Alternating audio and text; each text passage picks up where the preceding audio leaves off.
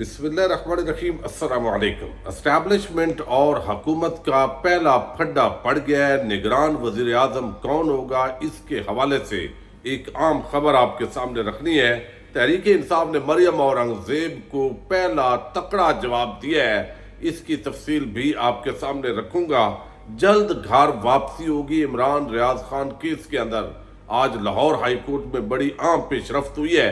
गिलगित बल्तिस्तान के अंदर किस तरह हालात अचानक कशीदा है, कप्तान ने कौन सा नया खिलाड़ी उतारा है और अब किस तरह स्टे के जरिए कश्मीर का जो एक्शन रिप्ले है वहां पर चलाया गया है, ये भी बड़ा आम मौजू है। इसके हवाले से भी अथेंटिक इंफॉर्मेशन आप तक रखनी है। उम्मीद करूंगा कि आप समाअत करेंगे और अपने कीमती फीडबैक से ज़रूर आगाह करेंगे। कश्मीर और गिलगित बल्तिस्तान ये दोनों बड़े हसास इलाके हैं और आपको इल्म है कि यहाँ की जब हम रिपोर्टिंग भी करते हैं तो हमें बहुत सारी चीज़ों का ख्याल रखना पड़ता है।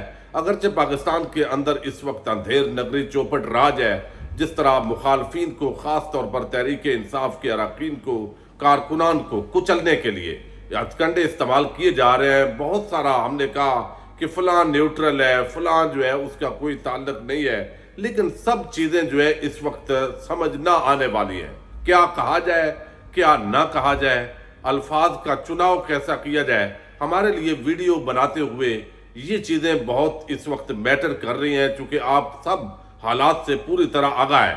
गिलगित बल्तिस्तान के अंदर तहरीक इंसाफ की अक्सरियत है।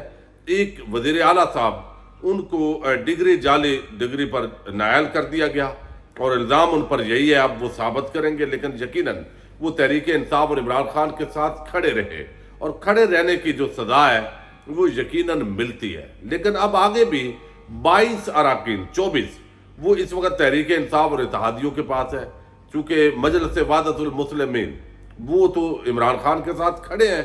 तो अब यहाँ मिलाकर ये पोजीशन बन रही है कि ये टोटल जो है 24 है और दूसरी तरफ 9 अरकान है। लेकिन अब इस अक्सरियत को अकलियत में बदलना है और अकलियत को अक्सरियत बनाना है, वही जैसे कश्मीर में हुआ। यानी ये हसास एरियात जिनका मैं और आप तो इदराक रखते हैं कि यहाँ कोई दो नंबरी नहीं करनी, यहाँ पहले ही भारत जो है वो प्रोपेगेंडा करेगा।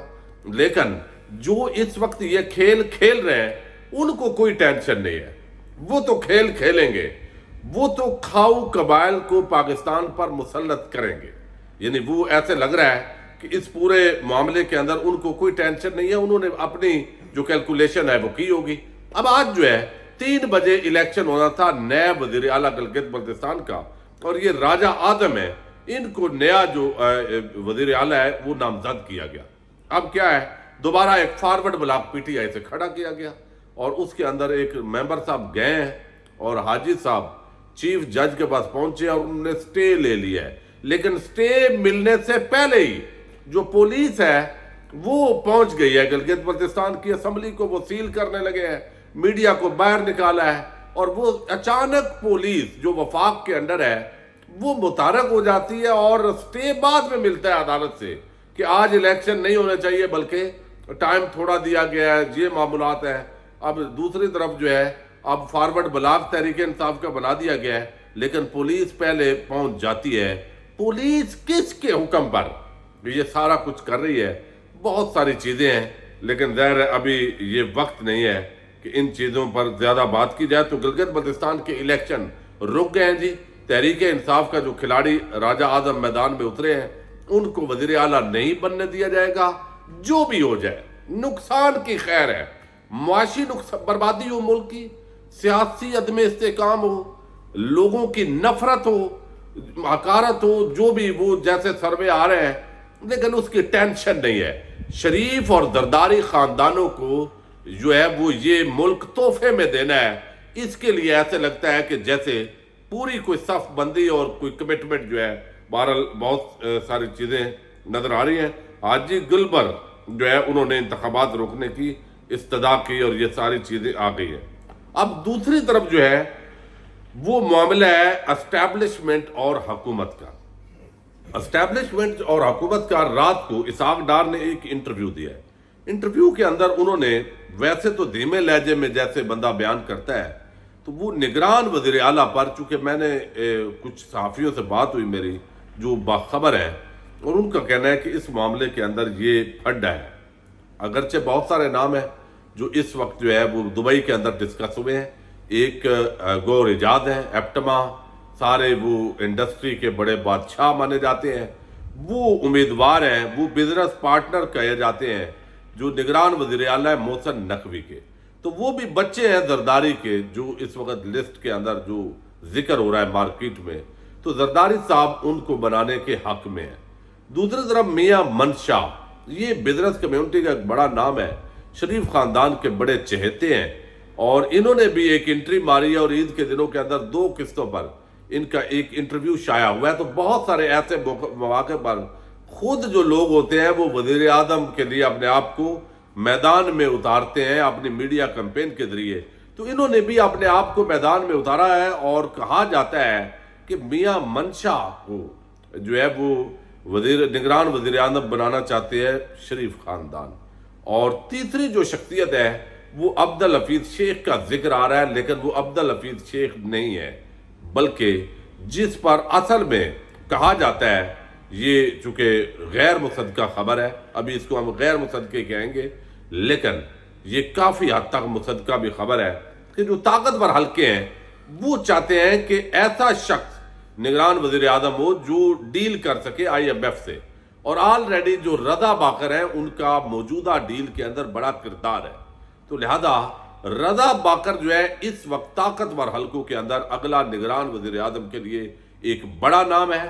اور اس وجہ سے جو اسحاق ڈار ہیں انہوں نے کہا ہے کہ جنہوں نے پہلے معیشت کا بھٹا بٹھایا ہے انہی کو دوبارہ جو ہے وہ کہا جاتا ہے کہ نگران وزیر اعلیٰ بنائے، تو یہ تو نہیں ٹھیک مطلب ہے۔ وہ لیڈر اب فیصلہ کس نے کرنا ہے؟ وزیر اعظم نے خود ہی، اور اپنے جو طاقتور حلقے ہیں ان کے ساتھ مل کر، چونکہ اپوزیشن لیڈر تو ہے ہی نہیں، وہ تو ہے ہی بدھو، یعنی وہ اس کو کیا کہے راجہ ریاض کو، بہرحال وہ مل کے بنانا ہوتا ہے، قانونی اعتبار سے آگے کمیٹی ہوتی ہے اور یہ ساری چیزیں چلیں گی۔ تو اس نگران وزیر اعظم کون ہوگا؟ یہ 3 شخصیات ہیں، میاں عامر کا نام بھی آتا ہے لیکن وہ ذرا نیچے چلا گیا ہے، محسن بیگ کا نام آتا تھا چونکہ ان کے جو موجودہ آرمی چیف ہیں ان کے ساتھ تعلقات بتائے جاتے ہیں، یہ ساری چیزیں چل رہی ہیں، لیکن بہرحال اس وقت اس معاملے کے اندر جو نام اس وقت پیپلز پارٹی اور نون لیگ کے پاس ہیں وہ جو ہے ان پر شاید اتفاق نہ ہو، اور طاقتور حلقوں کے ناموں پر اتفاق کرنا پڑے، اور پھر یہ بھی کہا جا رہا ہے کہ شاید الیکشن وقت پر نہ ہو اور 8-9 مہینے یا سال کے لیے آگے چلے جائیں، یہ بات بھی جو ہے وہ ہو سکتی ہے، لیکن بہرحال اس پر زیادہ بات نہیں کریں گے۔ اب آج آپ دیکھیے عمران ریاض خان کے حوالے سے لاہور ہائی کورٹ کے اندر عام سماعت ہوئی ہے، اور لاہور ہائی کورٹ کے اندر یہ جو سماعت ہے اس کے اندر جو عمران ریاض کے وکیل ہیں وہ جو میاں علی اشفاق ہیں، انہوں نے آج عدالت کو خود بتایا ہے کہ ہماری جو میٹنگز ہوئی ہیں اس میٹنگز کے اندر حوصلہ افزا باتیں ہیں، اور وہ کہتے ہیں کہ پولیس کی جانب سے آج DIG شہزادہ سلطان اور DPO سیالکوٹ عدالت میں پیش ہوئے ہیں۔ جو وکیل ہیں انہوں نے کہا ہے کہ عمران ریاض کی رہائی میں بس کچھ رکاوٹیں باقی ہیں، ہم نے ورکنگ کمیٹی کے کافی اجلاس اٹینڈ کیے ہیں، وہ انتظامی رکاوٹیں ہیں، عید سے پہلے کافی امید تھی، چیف جسٹس نے انتظامی رکاوٹوں کو دور کرنے کے لیے 20 دن کا وقت دے دیا ہے۔ عمران ریاض کیس کی اگلی سماعت 25 جو ہے جولائی کو ہوگی۔ اب یہ ساری جو چیز ہے یہ درست ہے، لیکن یہاں پر بہت سارے لوگ حیران ہوں گے، یار آپ بتاتے ہیں چونکہ ہم نے تو بتانا ہے، عمران ریاض ہمارا بڑے بھائیوں کی طرح ہے، اور آپ کو علم ہے کہ پاکستان کی صحافت کا ایک معتبر نام ہے، رجیم چینج آپریشن کے بعد جو لوگ قوم کے ساتھ کھڑے رہے ہیں وہ ان کا سرخیل ہے، اب اس وجہ سے ذکر کرنا ہے۔ دوسرا جو ہے وہ عمران ریاض محفوظ ہیں، سب سے جو بڑی بات ہے، چونکہ غلط فہمیاں پیدا کی جا رہی ہیں، یہ میاں علی اشفاق ان کے بڑے ہمدرد ہیں، حالات واقعی وہ ہیں، یعنی عمران ریاض شاید جن لوگوں نے اغوا کیا ہے عمران ریاض کو وہ یہ سمجھتے ہیں کہ عمران ریاض کو باہر نہیں ہونا چاہیے، اگر وہ باہر ہوگا مانتا وہ نہیں ہے، وہ ویڈیو بنائے گا، ہم نے جو بیانیہ اس وقت بنایا ہوا ہے، جو گرفتاریاں ہو رہی ہیں، یہ سارا معاملہ خراب ہوگا، اس وجہ سے اس کو ہم بازیاب نہیں کرتے، لیکن ظاہر ہے وہ خیر خیریت سے ہے۔ تو ایسے لگتا ہے کہ میاں علی اشفاق صاحب اور بلکہ بالکل انہوں نے خود اس کا اشارہ دیا ہے اور بلکہ اس کی ذمہ داری لی ہے کہ عمران ریاض بالکل خیریت سے ہیں. تو اس کا مطلب یہ ہے کہ وقتی طور پر عمران ریاض جہاں بھی ہیں وہ خیریت سے ہیں. جنہوں نے اغوا کیا ہے ان کا مقصد یہی ہے کہ وہ کوئی ویڈیوز وغیرہ جو ہے وہ نہ بنائیں. تو ان کو کہا جاتا ہے کسی بھی وقت وہ آئیں گے تب بھی جب وہ مانیں گے کہ وہ ویڈیوز نہیں بنائیں گے. لیکن اگر وہ نہیں مانتے تو وہ اندر ہی رہیں گے لیکن ہے محفوظ. یہ آج اصل جو پیش رفت ہے. 20 دن کی تاریخ. پھر عمران ریاض کے وکیل جو ہیں ان کا اصرار نہ کرنا, تڑپنا نہیں. زیادہ جو میاں علی اشفاق صاحب کی ایک عادت ہے اور اچھے طریقے سے وہ کیس فائٹ کرتے ہیں. بہت پروفیشنل وکیل ہیں, بہت پروفیشنل. میں سمجھتا ہوں کہ اور پھر ہمارا جو ڈیجیٹل میڈیا کے لوگ ہیں ان کے لیے تو وہ بہت بڑا آسرا ہے. جہاں بھی ظلم ہوتا ہے وہ اس کے ساتھ جو ہے مظلوم کے ساتھ کھڑے ہوتے ہیں. تو اگر وہ کہہ رہے ہیں تو ہمیں ان کی بات پر اکتفا کرنا چاہیے بجائے اس کے کہ ہم مزید جو ہے وہ جلتی پر تیل ڈالنے والا کام کریں. اب جو مریم اورنگزیب ہے آپ کو علم ہے ڈیوٹی بھی اس بیچاری کی ایسی ہے, کوئی نہ کوئی اس نے ادھر ادھر کی مارنی ہوتی ہے اور اس کے اندر وہ کہتی ہے کہ مشکلات سے جو ہے وہ نواز شریف نے نکالا, ملک اندھیروں میں تھا, ہم نے یہ کیا, ہم نے وہ کیا, نواز شریف پاکستان کی امید ہے, وہ واپس آئے گا, یہ ہوگا, نالائقوں کے ٹولے کو ملک پر مسلط کیا گیا. بھئی پہلے تو آپ یہ بتاتی ہیں کہ بجلی جو ہے پاکستان سے ختم ہو گئی تھی, ہم نے پیدا کی.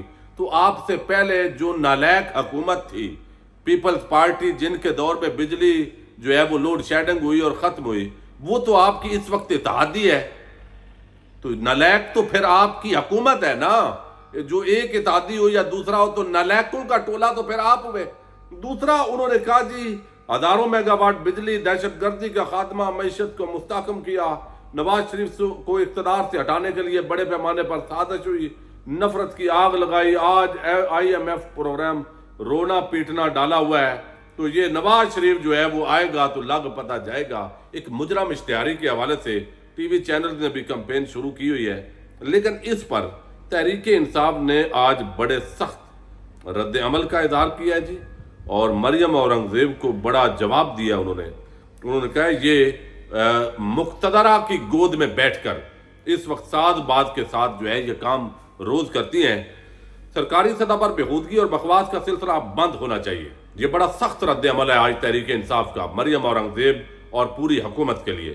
مقتدرہ کی گود میں بیٹھا جائلوں کا گروہ سیاسی بیانیے کی آڑ میں قوم کو خرافات کے جال میں پھانسنے کی کوشش کر رہا ہے.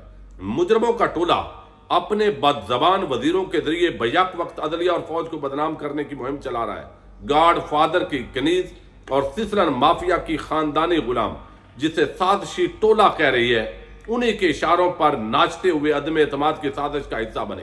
یعنی اسٹیبلشمنٹ کو کہا تو آج وہ کہتے ہیں اسی جس بگوڑے مجرم کو مسیحا بنا کر پیش کرنے کی کوشش کر رہے ہیں وہ آمریت کی نرسری میں پلنے والا ایک بزدل, کرپٹ اور حریص کرندہ ہے. الفاظ آپ دیکھیے. پاناما پیپرز کے انکشافات ہوئے تو وہ بگوڑا وزارت عظمیٰ پر براجمان تھا. قوم کو لوٹ کر اپنے بچوں کے ناموں پر دولت اور جائیدادوں کے انبار لگانے والے اس بددیانت شخص یعنی نواز شریف نے اپنی صفائی پیش کرنے کی بجائے اسمبلی میں کھڑے ہو کر 2 مرتبہ جھوٹ بولا. پاناما GIT نے گاڈ فادر کے پورے ٹبر سے مہینوں تک ثبوت مانگے مگر قطری خطوط اور کیلبری جیسے فراڈز کے علاوہ کچھ برآمد نہیں ہوا. حکومت میں تھا تو گاڈ فادر ڈان لیکس کرواتا رہا, حکومت سے نکلا تو جلسوں میں عسکری قیادت کو متون کرتا رہا. مافیا کا یہ بغوڑا سربراہ لندن میں بیٹھ کر مسلسل ملک دشمن کرداروں کے ساتھ مل کر پاکستان کے خلاف سازشیں کرتا رہا. پاک چین اقتصادی راہداری منصوبے پر حقیقی کام تحریک انصاف کے 3.5 سال کے دوران ہوا. مغربی راہداری کی تعمیر, زراعت اور IT وغیرہ جیسے شعبوں میں شمولیت سے سی پیک کی توسیع کا کام بھی تحریک انصاف کے دور میں ہوا. اس بزدل بغوڑے نے اپنے جو ہے وہ بہت کچھ آگے بھی کہا گیا, اگلی ویڈیوز میں ذکر کر لیں گے. تو پوری طرح آج پہلی مرتبہ بھرپور جو نئے ترجمان PTI کے بنے ہیں ان کی طرف سے یہ ان کے الفاظ ظاہر ہو رہے ہیں وہ سارے, یعنی تو یہ نظر آیا ہے کہ بھرپور اب سخت کم بیک کرنے جا رہی ہے تحریک انصاف اور جواب دینے جا رہی ہے. دیکھتے ہیں کیا ہوتا ہے. اجازت دیجیے گا. اللہ حافظ.